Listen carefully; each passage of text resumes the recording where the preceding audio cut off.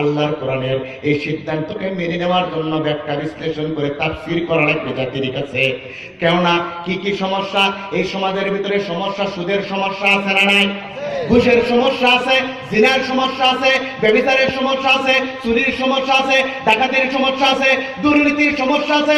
সকল চুরি, ডাকাতি, অন্যায়, অবিচার, জুলুম আর নির্যাতন বন্ধ করতে পারে অবশ্যই মুসলমানদেরকে আল্লাহর কোরআন থেকে ব্যাখ্যা করে করে এখান থেকে নিয়ে সমাজ সাজানো লাগবে। সমাজ যখন কোরআন দ্বারা সাজাবে, টেকটাপ থেকে তিতলিয়া, রূপসা থেকে পাথরিয়া, সুন্দরবন থেকে বান্দরবন পর্যন্ত এই সমাজের ভিতরে শান্তি যিনি দিবেন তিনি কে?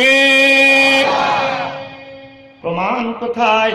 প্রমাণটা আল্লাহ রাব্বুল আলামিন ৭ নম্বর সূরা ৯ নম্বর পারা ২ নম্বর পৃষ্ঠার প্রথম নম্বর লাইনের ভিতরে বলেন। সূরাতুল আরাফের ভিতরে আল্লাহ পাক বলে দিয়েছেন, ওয়ালাউ আন্না আহলাল